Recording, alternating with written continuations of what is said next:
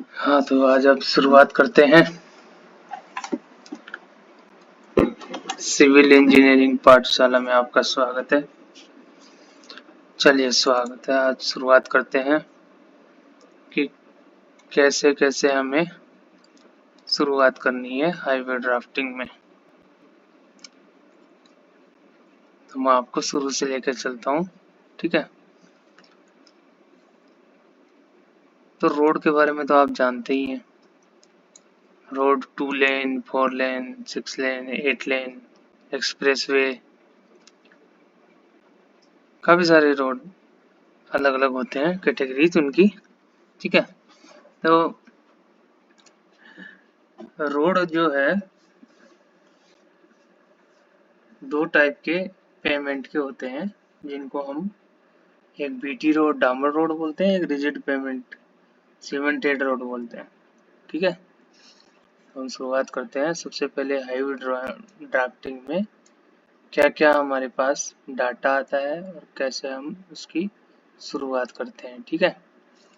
तो सबसे पहले तो हमें ऑटोकैड चलाना आना चाहिए, ऑटोकैड की कमांड आनी चाहिए। नहीं आए, समझ में आ रहा है कमांड वमांड तो बता दें, प्रैक्टिस करें, आगे इम्प्रूव हो जाएगा।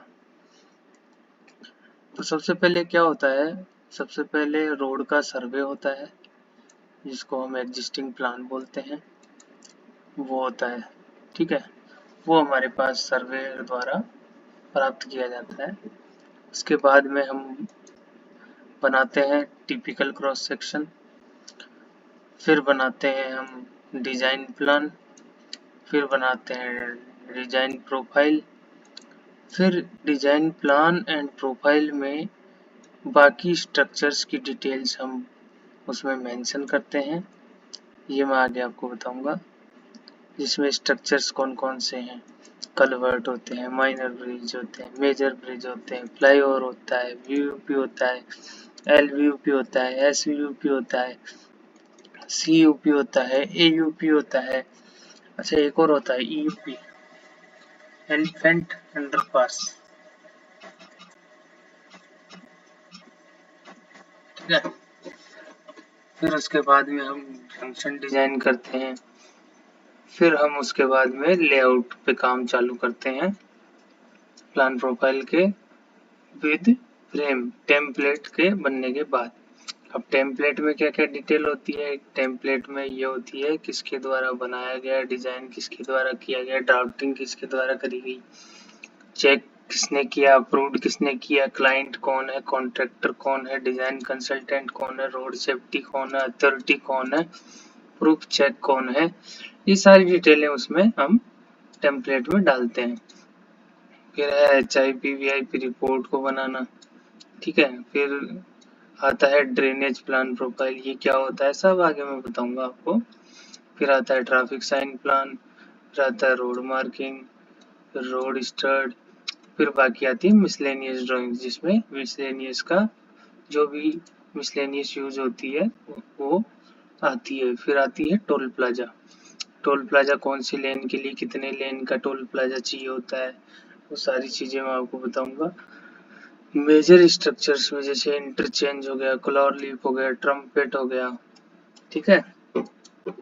क्या चीजें होती हैं, ये सारी चीजें मैं आपको डिटेल में बताऊंगा। ये बेसिक है जो ये आपके रिकॉर्ड में होनी चाहिए, एक एक टॉपिक मैं आपको बताता रहूंगा।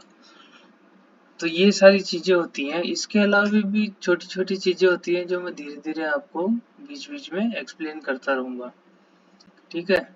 तो देखिए, मैं आपको इमेज के द्वारा बताना चाह रहा हूँ कि 2 लेन का रोड कैसा होता है। जैसे फोटो में देख पा रहे हैं, ये 2 लेन का रोड है, इसमें ट्रैफिक 2 वे डायरेक्शन में चल रहा है, लेफ्ट में भी जा रहा है और राइट में आ रहा है।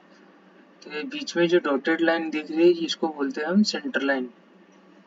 ये बीटी रोड है, यानी कि डामर रोड है, ठीक है। ये पेव शोल्डर की लाइन है, यही कैरिजवे एज आ गया, यहाँ से सेंटर लाइन से ये व्हाइट कलर की कंटिन्यूस लाइन तक कैरिजवे है, और व्हाइट से ये जहाँ पे ये घास उग रही है, यहाँ अर्दन शोल्डर आ गया। तो देखो, अपना है जो लैंग्वेज में किसी को कोई प्रॉब्लम हो तो समझने की कोशिश करें, बाकी कमेंट में डाल दें तो मुझे ये चीज़ समझ में नहीं आई तो इसका एक्सप्लेन करें तो मैं आपको एक्सप्लेन कर दूंगा।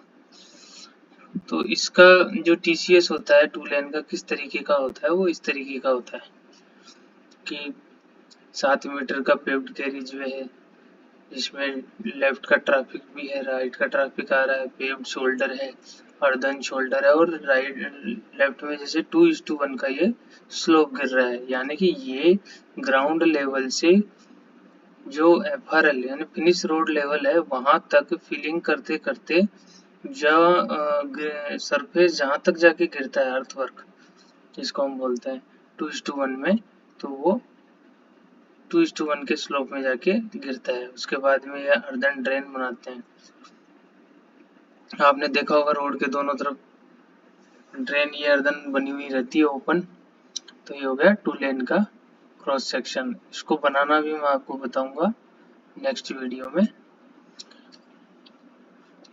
अब ये देखिए, ये है ग्रेड सेपरेटर का टीसीएस, यानी कि अपना रोड टू लेन का ऊपर से अप्लाई कर रहा है, बगल में एक सर्विस रोड है, ये इसको हम अप्रोच के लिए काम में लेते हैं, यानी कि स्ट्रक्चर के नीचे जो क्रॉस रोड जा रहा है उसके ऊपर जो स्ट्रक्चर बना हुआ है, जैसे कोई भी फ्लाईओवर बना हुआ है, वीओपी बना हुआ है, एलवीओपी बना हुआ है, जो भी ग्रेड सेपरेटर स्ट्रक्चर बना हुआ है वो ग्राउंड लेवल से ऊपर जो ग्रेड जो होती है, मतलब जिसको हम चढ़ाई बोलते हैं, चढ़ाई से फिर सेपरेटर से उतरना, तो वो उसमें ये टीसीएस काम में आता है। जहाँ आपने देखा होगा पैरेलल दोनों तरफ सर्विस रोड भी चल रही होती हैं, एंट्री एग्जिट के लिए, यू टर्न के लिए आगे सर्विस रोड से जाके स्ट्रक्चर के नीचे से यू टर्न लेके आते हैं। तो काफी सारी चीजें हैं वो आपने देखी होंगी।